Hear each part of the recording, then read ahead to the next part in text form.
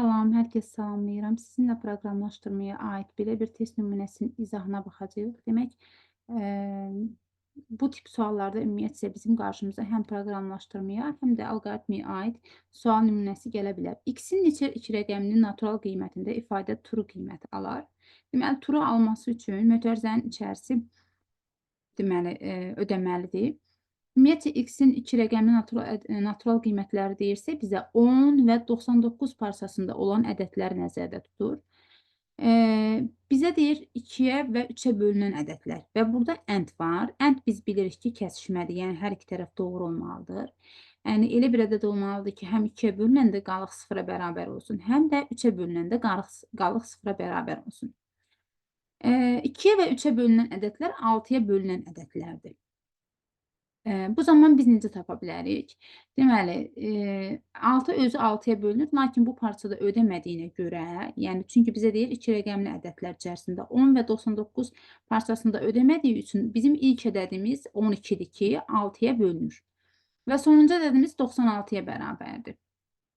Biz bunu tək-tək də saya bilərik, lakin ən səmərəli üsul 96-dan çıxaram 12-ni, bölərəm 6-ya, üzərinə gələrəm 1-i. Buradan alaram 15. Deməli, 10 və 99 parsasında olan ədədlərin içərisində 15 ədədim həm 2-yə, həm də 3-ə bölünər ki, mən burada tur qiymətini ala bilim. İndi gələk digər sualımıza. Digər sualımız, deməli, ora aiddir, birləşməyə aiddir. Burada, deməli, 2-yə bölünən və ya 3-ə bölünən ədədlər. Burada bir neçə şərt ödəyir. Yəni, məsələn, tutaq ki, 2 götürürəm. 2 2-yə bölünür, hə, bura true alır.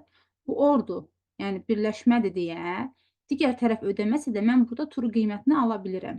Və yaxud 3-ü 3-ə böləndə 0-a bərabərdir qalıq, lakin 2-də ödəmir.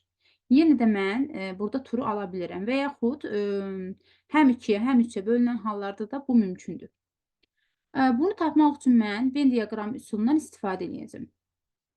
Deməli, burada yazaram 2-yə bölünən ədədlər, burada da yazaram 3-ə bölünən ədədlər. Və burada da bizə deyir 2 rəqəmli natural ədədlər içərisində, yəni 2 rəqəmlilər içərisində seçəcəyik biz bunu. Bu da yenə 10, 99 parçasında olan ədədlərdir. 10, 99 parçasında olan ədədlər, ilk öncə 2-yə bölünənləri tapıram, daha sonra 3-ə bölünənləri və sonda isə hər ikisinə bölünən ədədləri tapacam. Deməli, burada neyinirik indi? Bir dəqiqə, bunu mən buradan kəsim götürüm. Biraz yerimiz geniş olsun.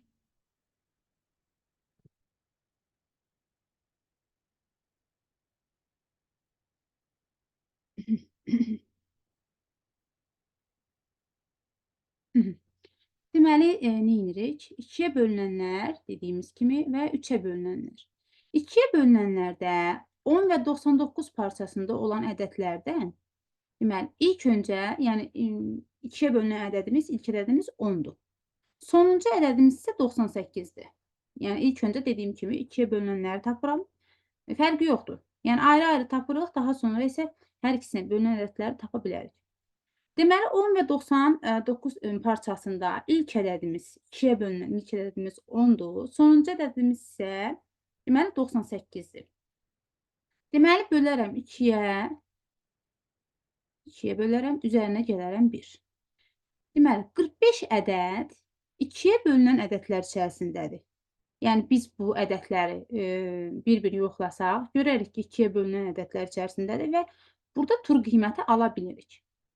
3-ə bölünən ədədləri tapaq, çünki or deyir, birləşmədir. Yəni, biz yəni bir tərəf ödəməsə də, digər tərəf ödəyəndə artıq biz tur qiymətini ala bilirik.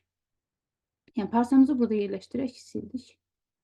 10 və 99 parçasında. Deməli, 10 və 99 parçasında 3-ə bölünən ədədimiz, ilk ədədimiz 12-dir.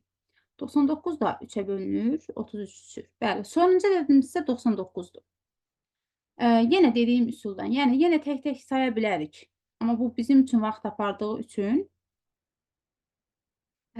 deməli, bizə deməli, yəni bizim üçün vaxt apardığı üçün, vaxt apardığına görə daha doğrusu, ona görə ən səmərəli üsul deməli, Yəni dediyim üsuldur. 99-dan çıxaram 12-ni, bölərəm 3-ə, üzərinə gələrəm 1.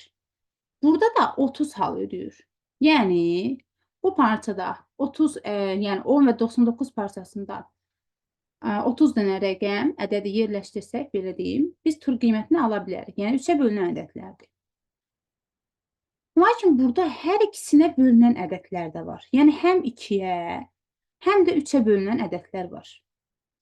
Bayaqlarım, yəni digər birinci sualda tapdığımız kimi, həm 2-yə, həm 3-ə bölünən ədədlərimiz isə neçə idi? 15 ədəd idi. Yəni 6-ya bölünən ədədlər idi. Burada yazaram 15.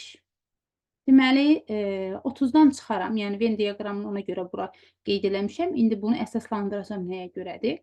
30-dan 15-ini çıxaram, buradan 15 alaram. 45-dən 15-ini çıxaram, buradan 30 alaram.